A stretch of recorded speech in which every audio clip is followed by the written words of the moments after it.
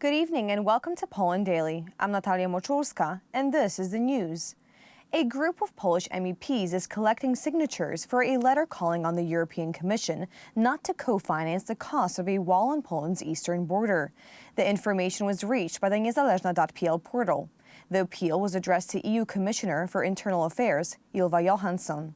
According to the niezależna.pl portal, it was Danuta Hubner's assistant who sent a draft letter to MEPs raising the issue of the humanitarian crisis on the Polish-Belarusian border. We are writing to bring to your attention the urgent matter concerning the humanitarian crisis on the Polish-Belarusian border. We urge you to take immediate action in response to the dire situation facing vulnerable people, including victims of trafficking, children, the sick, the disabled, and pregnant women. Janina Ochojska, Danuta Hubner, Róża Thun, Robert Biedroń, Łukasz Kochut, Włodzimierz Cimoszewicz, and Sylwia Spurek supported this initiative calling for the blocking of any European funds for the construction of dams on the community's external borders. This initiative is a scandal. Although we spent about 1.5 billion on the wall at the Polish-Belarusian border, we did not ask the EU Commission for financial help. We financed this big investment from our own funds. Since the beginning of the artificially created crisis on the Polish-Belarusian border, Janina Ochojska, among others, along with activists, has called for the entry of all illegal migrants. In mid-March of this year, the MEP, elected from the Civic Coalition lists, claimed that mass graves of migrants had been created in the forests near the Polish-Belarusian border with the help of border guards. Border guard officers have already participated in nearly 20 rescue operations, helping foreigners stranded in marshes who illegally crossed the border. Thanks to the actions of the border guard, almost 70 people who needed help have been rescued. The government's quick and effective response to the artificially created border crisis prevented an attempt to destabilize Poland. After Russia's attack on Ukraine, it was clear that the Polish-Belarusian border crisis was part of Vladimir Putin's hybrid war. Migration threats created on Poland's eastern border are aimed primarily at undermining the public's trust in the authorities, destabilizing the internal situation, and creating chaos. It is conceivable that some group of people is speaking out against securing Polish borders, points out Polish newspaper editor-in-chief Tomasz Sakiewicz. The situation is unheard of, as all countries are trying to secure themselves against Russian aggression. What happened on the Belarusian border, now attempted on the Russian border, is the result of Putin and Lukashenko waging war. It's an attack on the hinterland that helps Ukraine. A physical barrier on the border with Belarus was completed last June. It's a more than 5-meter high fence of steel spans topped with razor wire. The fence stands at 186 kilometers. In addition, construction of an electronic dam on the Polish-Russian border began on Tuesday. The work will be completed this fall. As the head of the Ministry of the Interior, Mariusz Kamiński, said, thanks to this, we will have full monitoring of what is happening on the border with Russia. Poland, Bulgaria, Romania, Slovakia, and Hungary found insufficient the proposals made yesterday by the Commission's chairwoman, Ursula von der Leyen. The European Commission is ready to impose a ban on imports of wheat, corn, sunflower, and rapeseed into Europe. Frontline countries are demanding an expansion of the list. The next stage of the talks is on Tuesday. The European Commission has bowed to pressure from a coalition of 5 frontline states. From the European Union's crisis reserve, Poland could receive nearly 40 million euros.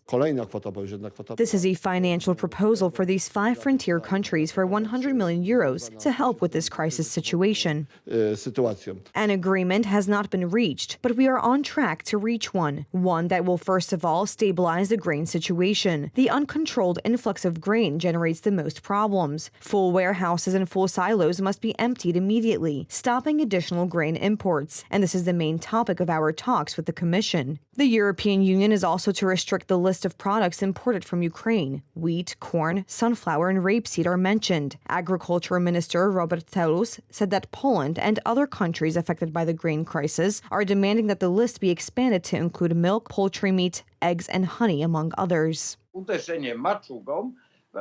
Striking with a mace. We put the European Union at gunpoint. We do not take advantage of the fact that we have Commissioner Wojciechowski, to whom Deputy Agriculture Minister Kowalski rightly appealed for an honorable resignation. It's only after the milk has been spilled that Poland begins to go wild and pull other countries along with it. For now, there are partial agreements with the European Commission.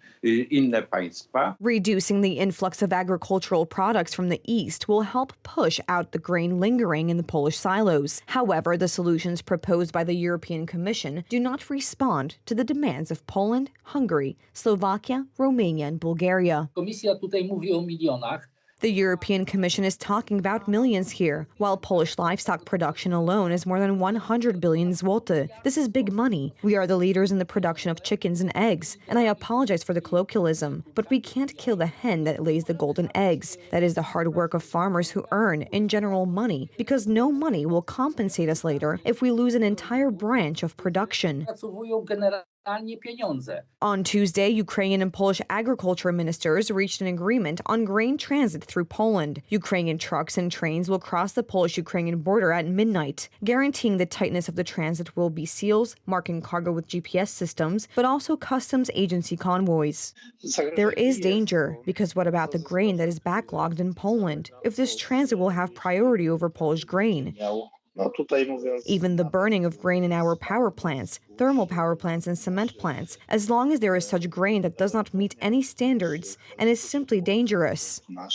On Saturday, the government proposed a shield for farmers, that is universal purchase of grain at a minimum price of 1,400 zloty, fertilizer subsidies, and a ban on importing products from Ukraine. Total financial support from the Polish government and the European Union for Polish farmers has so far amounted to 5 billion zloty.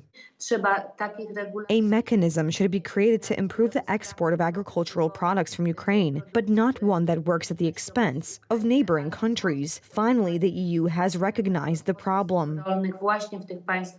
The European Commission's next talks with 5 countries, including Poland, on food imports from Ukraine will take place this Tuesday in Luxembourg. A meeting of the European Council on Agriculture will also be held on that day. And finally, at 88 years old, Polish retiree Piotr Dudek is hoping to officially become the world's oldest windsurfer, still relishing the battle with the wind and waves as he takes to the water and teaches children to enjoy the sport. Piotr Dudek has been windsurfing for 40 years and is known by the nickname Junior, coined for him by his friends when he was around 80. I've been windsurfing since the early 80s, when the first boards appeared. These were the beginnings. The biggest advantage of windsurfing is that the whole body is working. All your muscles are working. So you are physically active. Not only technique, but also a lot of strength is needed. The biggest challenge is to learn how to swim and control the element, nature, because it is about embracing the wind, the water, the wobbly board. And when you put it all together and you go swimming, you have a lot of fun. Piotr Dudek's one concession to age these days is to stay off the water when the wind gets too fierce, avoiding anything more than a moderate breeze. But the fact that he could be the world's oldest windsurfer took him by surprise. I didn't realize that I was the oldest, but I was surprised that I had never met someone close to me in age on the water, and that got me and my friend thinking about checking in the Guinness Book of Records. Piotr Dudek said he needed to windsurf at least twice this spring to break the world record, currently held by an 86-year-old. He is hoping to be officially certified once the witness notification is sent off to Guinness World Records. Dudek is still sharing his passion with others. He enjoys teaching kids how to windsurf and has a large group of students. Thank you so much for joining us this evening. Please stay tuned for Poland Daily Weather, Poland Daily Business, and some of our other programs. But for me, it's have a wonderful evening.